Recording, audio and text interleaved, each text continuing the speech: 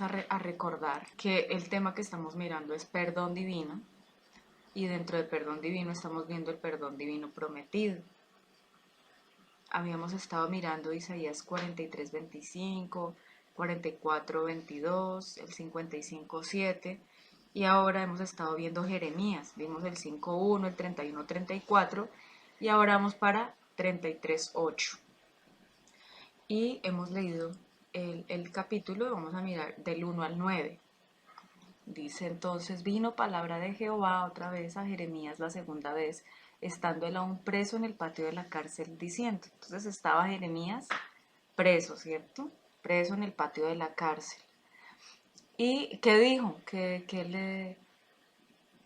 palabra le dio? Entonces dice el versículo 2, así ha dicho Jehová que hizo la tierra, Jehová que la formó para firmarla, Jehová es su nombre.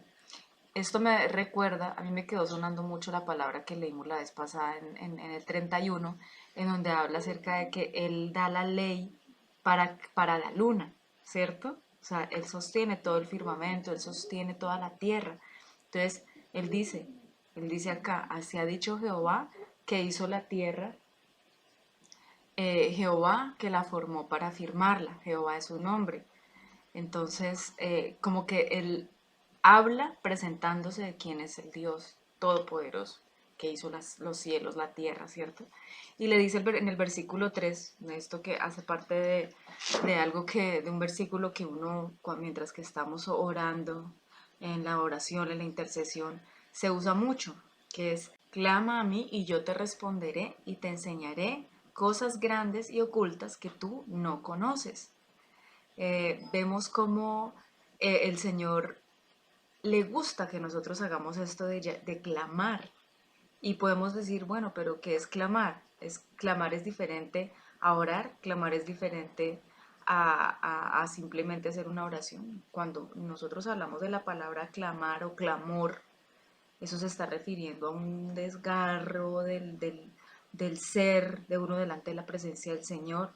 El clamar es gritar, el clamar es, no queremos más esta situación. O sea, como tiene que ver con el gemir, podríamos mirar también de pronto un poquito lo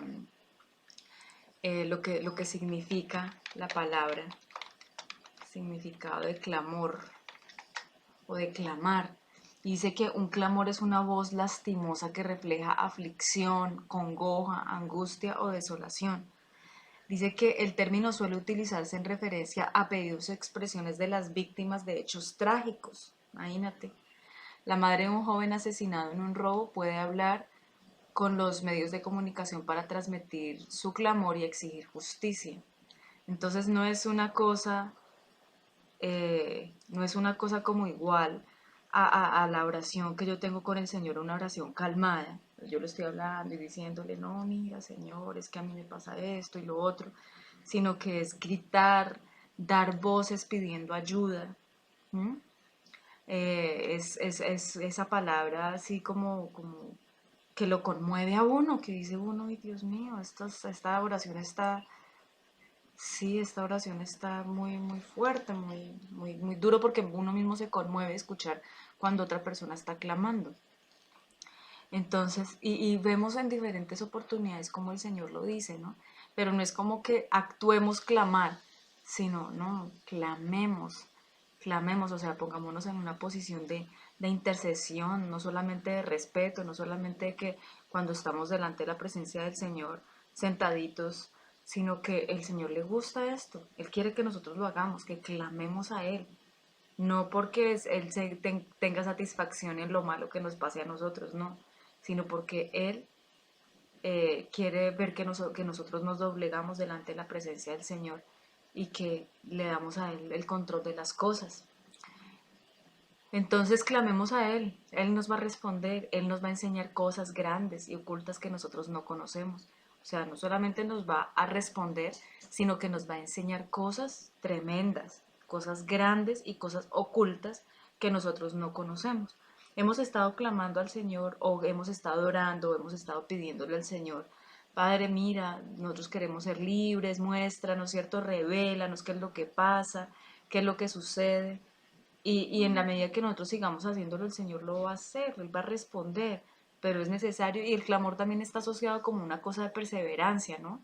Como que pronto puede que a la primera no nos diga nada, pero que hay que seguirlo haciendo. ¿Mm? No hay que desmayar, no hay que ser constantes, prevalecer. El versículo 4 dice, porque así ha dicho Jehová, Dios de Israel, acerca de las cosas de esta ciudad y de las casas de los reyes de Judá, derribadas con arietes y con hachas. Entonces, vuelve otra vez el Señor a decir, porque así ha dicho Jehová, Dios de Israel. En el versículo 2 se presenta como el creador, ¿cierto? El que hizo la tierra. Acá en el versículo 4 Dios se presenta como el Dios de Israel, o sea, el Dios de su pueblo Israel. ¿Mm? Entonces dice él acerca de las casas de la ciudad y de las casas de los reyes que serán derribadas, perdón, que fueron derribadas con arietes y con hachas. El versículo 5 dice, porque vinieron para pelear contra los caldeos, para llenarlas de cuerpos de hombres muertos, a los cuales herí yo con mi furor y con mi ira, pues escondí mi rostro de esta ciudad a causa de toda su maldad. Entonces, ¿qué pasó allá? Eh, en el versículo 5 de hecho lo vemos ahí entre paréntesis, ¿cierto? Y es como él dando la explicación de qué fue lo que pasó. ¿Mm? Vinieron para pelear contra los caldeos, para llenarlas de cuerpos de hombres, a los cuales herí yo con mi furor y con mi ira. ¿A quién? Al pueblo de Israel. O sea, él está hablando de lo que él hizo. Dice que él hirió. ¿Quién? Dios. A los cuales herí yo, porque ¿quién está hablando? Está hablando el Dios de Israel. ¿Y por qué los hirió? Con su furor y con su ira. Dice, escondí mi rostro de esa ciudad a causa de toda su maldad. Entonces, eso que nos lleva a nosotros también a entender que nosotros tenemos que tener un proceso de arrepentimiento muy profundo en nuestras vidas. No se trata de uno llegar al cristianismo y decir, mira Señor, aquí estoy yo, te presento mis pecados, perdóname por mis pecados, sino que tiene que haber un desarraigo total del pecado, de las cosas que nosotros hicimos, de todas esas cosas que no han sido agradables a Dios en nuestra vida. Tiene que haber un desgarro allí en un clamor por libertad, por perdón y porque venga el Señor a perdonar y a libertar nuestras vidas. Y el 6 dice, he aquí yo les traeré sanidad y medicina y los curaré y les revelaré abundancia de paz y de verdad. He aquí yo les traeré sanidad y medicina. Entonces, después de que pasan estas cosas, él está diciendo que clamemos a Él, ¿cierto? Y el 4 y el 5 nos hacen un recuento de qué cosas fueron las que pasaron. Y el 6 otra vez vuelve a lo del 3, porque en el 3 está diciendo, clama a mí, yo te responderé. Luego vuelve otra vez en el 6 a decir, he aquí yo les traeré sanidad y medicina. O sea que, ¿qué tiene que haber en nuestras vidas? Un clamor para ser libres, para ser sanos. O sea, las situaciones que estemos pasando nosotros en nuestras vidas no van a quitarse simplemente con una oración sencilla, sino que tiene que haber de verdad un desgarro delante de la presencia del Señor en nuestras almas, en nuestra vida, en nuestro ser. Y dice ahí, aquí yo les traeré sanidad y medicina y los curaré y les revelaré. Otra vez habla de la revelación, otra vez dice de que nos va a enseñar. En el 3 decía que nos iba a enseñar y en el 6 dice que nos revelará abundancia de paz y de verdad. Y en nuestras almas, ese es un anhelo de nuestros corazones, ¿cierto? Nosotros no queremos estar en peleas ni en contiendas, nosotros no queremos estar discutiendo con nadie. De hecho, muchas veces por evitar la confrontación o por evitar la pelea, uno muchas veces se queda callado, ¿sí? Pero entonces dice el Señor ahí que Él nos va a revelar abundancia de paz. ¿Cómo? Clamando a Él, orando a Él, humillándonos delante de la presencia del Señor. Él va a traer esa paz que sobrepasa todo entendimiento, que a pesar de que en nuestra casa hay un combate terrible entre los hijos, entre los niños, entre las personas que están en nuestra casa, a pesar de todo lo que pueda estar pasando, Él dice que nos va a revelar abundancia de paz y de verdad. Él hace la obra completa en nuestras vidas en la medida que nosotros nos dispongamos. El 7 dice, y haré volver los cautivos de Judá y los cautivos de Israel, y los restableceré como al principio. Y el 8 dice, y los limpiaré de toda su maldad con que pecaron contra mí, y perdonaré todos sus pecados que contra mí pecaron y con que contra mí se rebelaron. Y este es el versículo que llama la atención del tema que estamos viendo, ¿cierto? Que es el perdón, ¿sí? El perdón divino, el perdón que el Señor nos da, el perdón divino que nos ha prometido. ¿Mm? Entonces vemos ese versículo 8 y dice las cosas que Él promete que va a hacer. Él va a hacer volver a los cautivos, Él va a restablecer las cosas como al principio. ¿Cómo fue al principio? Con abundancia, sin ninguna escasez. Ellos fueron prósperos en la época de Josué, ¿cierto? En la época del rey David también hubo mucha prosperidad. Entonces Él dice que va a restablecerlos como al principio. Y esto también nos hace ver cómo Dios quiere que nosotros estemos como al principio, como dice en su palabra, pegados a Él, como Adán y Eva fueron al principio antes del pecado, ¿cierto? Eso también nos hace entender que el Señor, la única forma en que Él nos va a volver a restablecer, como al principio, es en Jesús. ¿Por qué? Porque dice la palabra del Señor que eh, Cristo, que cuando nosotros estamos en Cristo, vamos a ser nuevas criaturas, que es una palabra que ha sido como últimamente algo con lo que hemos estado orando, ¿sí? Que Él nos hace nuevas criaturas y que Él hace a las personas, que el que está en Cristo nueva criatura, es decir, que las cosas viejas pasan y que todas son hechas nuevas. Esa es una promesa tremenda del Señor para nuestras vidas y para las vidas de las personas que están alrededor de nosotros.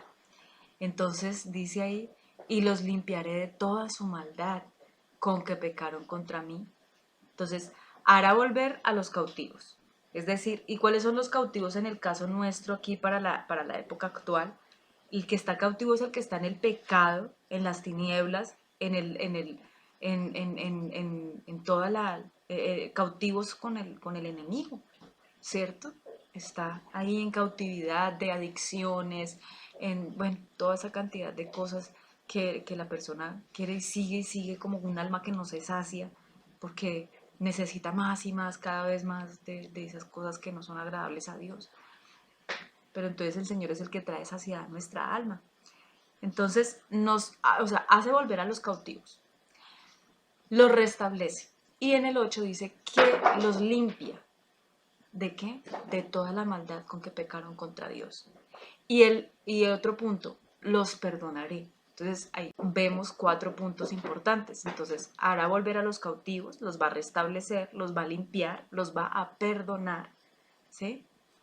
Y finalmente dice el 9, y me será a mí por nombre de gozo. Mira qué lindo.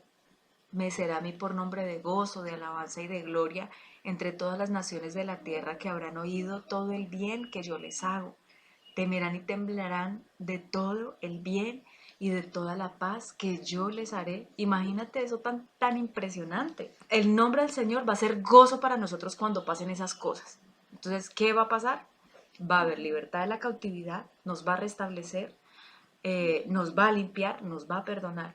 ¿Qué vamos a tener? Vamos a tener gozo, vamos a alabarle a Él, a tener, ¿sí?, alabanza y gloria. Y entre todas las naciones de la tierra que habrán oído todo el bien que yo les hago, dice, y temerán y temblarán. O sea, el temor de Dios no solamente por las cosas malas que hemos hecho, sino de ver la bondad del Señor. Temeremos y temblaremos de todo el bien y de toda la paz que yo les daré. O sea, ¿cómo va a ser la paz que Dios nos va a dar y el bien que Él va a hacer con nosotros? Que vamos a temblar, vamos a temer y a temblar. O sea, de ver la grandeza y la cosa tan impresionante de lo que hace Dios. Entonces, bueno, habíamos dicho que vamos a mirar hasta allá, hasta ese versículo 9, que me pareció muy, muy chévere, muy bonito.